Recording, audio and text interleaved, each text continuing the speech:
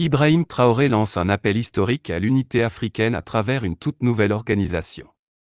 Depuis les accessions à l'indépendance des années 60 pour la plupart des pays africains, les appels en faveur de l'unité africaine se sont multipliés, une vision de tous les pays africains se rassemblant pour réaliser le développement et le progrès de la région. C'était la principale raison derrière la création de l'Organisation de l'Unité africaine en mai 1963, qui en juillet devint en juillet 2002, l'Union africaine.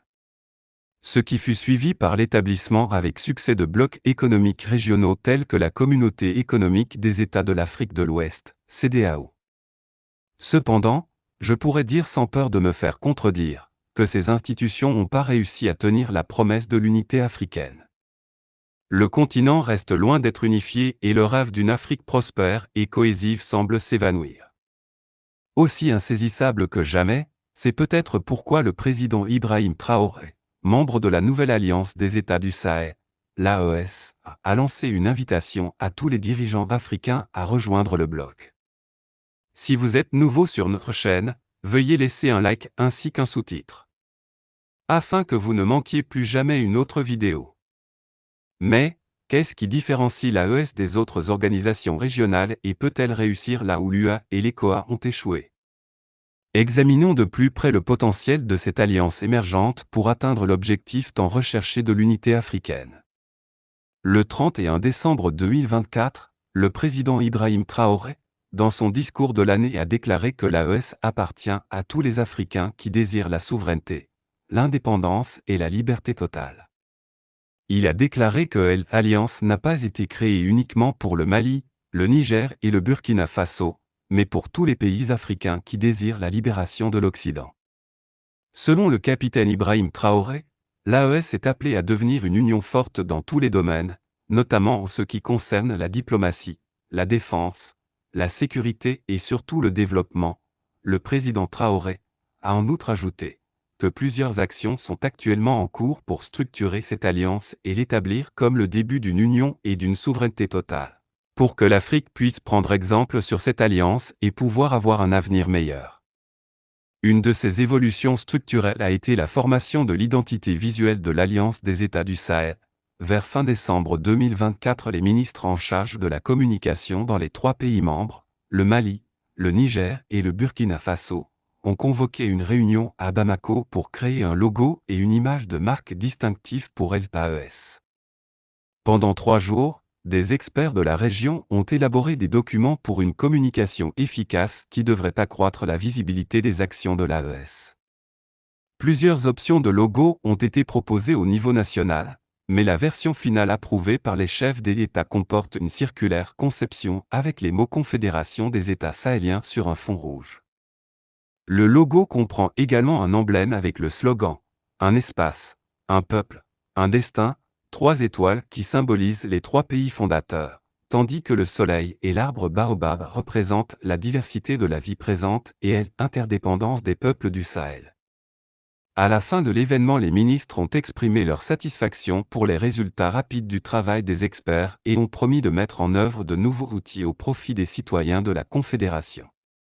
La cérémonie s'est terminée par des applaudissements soulignant l'espoir que l'espace AES soit désormais équipé, avec les moyens de diffuser des informations fiables et de sensibiliser les Africains.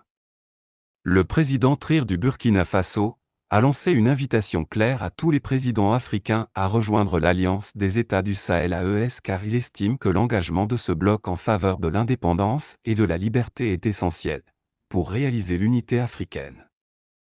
Cette invitation s'appuie sur une précédente invitation faite par le Premier ministre du Nigeria, Ali Mohamed Lamini, lors de la réunion annuelle du Conseil des gouverneurs de la Banque africaine de développement en juin 2024. Lamini avait déclaré « Je ne voudrais pas apparaître trop provocateur, mais je voudrais demander aux pays membres de la CEDEAO de se joindre à nous ». Il continue en disant qu'il y a des pays de la CEDEAO qui aimeraient probablement rejoindre l'AES parce que la culture de la souveraineté et de la dignité du continent existe au sein de l'AES. Cela soulève la question de savoir ce qui différencie l'AES des autres blocs africains comme l'Union africaine et la CEDEAO en Afrique de l'Ouest. Pour répondre à cela, nous devons examiner l'évolution et la performance de ces différentes organisations depuis l'accession à elles indépendance. Il y a eu des appels croissants à l'unité africaine, une vision de tous les pays africains se rassemblant pour réaliser le développement et le progrès de la région. C'était la principale raison derrière la création de l'Union africaine en juillet 2002 ainsi que la création de blocs économiques régionaux comme la Communauté économique des États de l'Afrique de l'Ouest, CEDEAO. Cependant, il est logique de dire que ces institutions n'ont pas réussi à tenir leurs promesses. Avec l'Union africaine, le continent reste loin d'être unifié et le rêve d'une Afrique prospère et cohésive semble plus insaisissable que jamais. C'est peut-être pour cette raison que le président Traoré, membre de l'Alliance des États du Sahel nouvellement formée, a lancé une invitation à tous les dirigeants africains pour qu'ils la rejoignent. Cela dit, la question que nous devons nous poser est de savoir, qu'est-ce qui différencie l'AES des autres organisations régionales et est-ce que peut-elle réussir là où l'Union africaine et la CEDEAO ont échoué? Approfondissons le potentiel de cette alliance émergente pour atteindre l'objectif tant recherché de l'unité africaine. Le 31 décembre 2024, le président Traoré a déclaré dans son discours du Nouvel An que l'AES appartient à tous les Africains qui désirent la souveraineté, l'indépendance et liberté totale.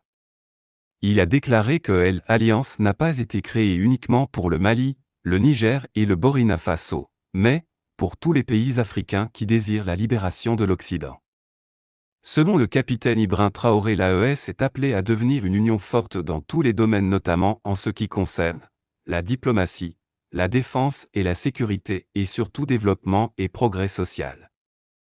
Le président Traoré a en outre ajouté que plusieurs actions sont actuellement en cours pour structurer cette alliance et l'établir comme le début d'une union dans la souveraineté et la liberté totale, afin que l'Afrique puisse prendre exemple sur cette alliance pour pouvoir se développer. L'un de ces développements structurels a été la formation de l'identité visuelle de l'Alliance des États du Sahel fin décembre 2024. Les ministres en charge de la communication des 3 pays membres, le Mali, le Niger et le Burkina Faso, ont convoqué une réunion à Bamako pour créer un logo et une image de marque distinctive pour l'AES au cours de ces 3 jours. Des experts de la région ont élaboré des documents de communication efficaces qui devraient accroître la visibilité des actions de l'AES. Plusieurs options de logo ont été proposées au niveau national, mais la version finale approuvée par les chefs d'État présente un design circulaire avec les mots Confédération.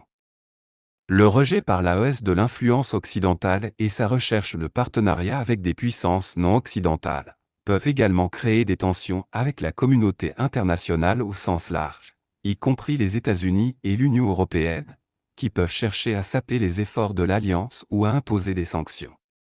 En outre, l'indépendance financière de l'AES vis-à-vis des sources de financement extérieures signifie que les États membres doivent assumer l'intégralité du financement des activités et des initiatives de l'organisation, ce qui pourrait s'avérer difficile compte tenu des défis économiques auxquels sont confrontés de nombreux pays du Sahel.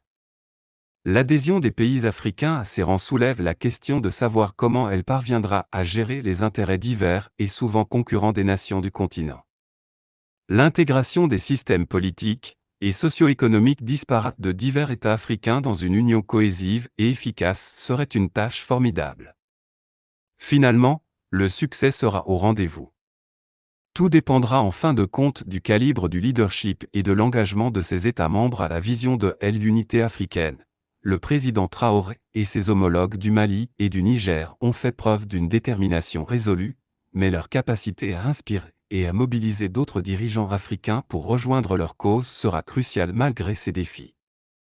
L'AES présente une opportunité convaincante pour la réalisation du rêve de longue date de l'unité africaine.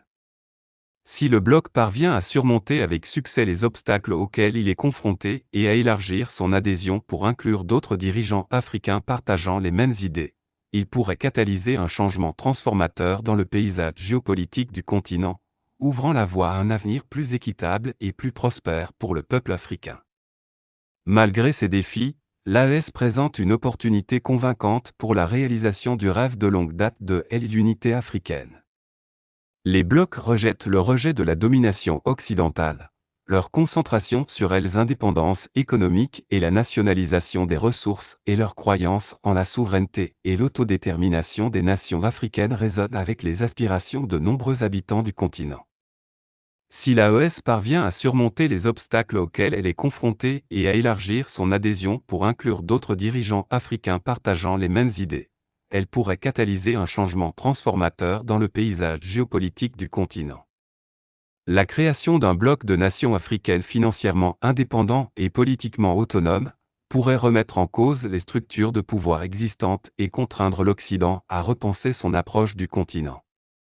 De plus, l'accent mis par l'AES sur le développement de la sécurité et la diplomatie pourrait servir de modèle à d'autres organisations régionales pour favoriser une nouvelle ère de coopération et d'intégration à travers l'Afrique en mettant en commun les ressources, l'expertise et le pouvoir de négociation collective de ses États membres. L'AES pourrait ouvrir la voie à un avenir plus équitable et plus prospère pour les peuples africains. Le succès ultime de l'AES dépendra de la volonté des États africains. Les dirigeants africains doivent embrasser la vision de l'unité et le courage de faire face aux intérêts bien ancrés qui ont longtemps entravé le progrès du continent. Mais si le président Traoré et ses alliés peuvent inspirer une masse critique de nations africaines à rejoindre leur rang, l'AES pourrait bien représenter le meilleur espoir. Pour la réalisation du rêve panafricain, les fantômes du massacre théorique, les prophéties non réalisées des soldats africains qui ont combattu pour la libération de leur continent, pourront enfin trouver leur voix, qui résonnerait dans les couloirs d'une Afrique véritablement unie et dirigée par l'AES et son engagement indéfectible en faveur de la souveraineté, de l'indépendance et de l'essor collectif du peuple africain. Merci d'avoir regardé jusqu'à la fin. Si vous avez aimé cette vidéo, veuillez laisser un like, un commentaire en bas, et la partager pour que davantage de personnes puissent la voir.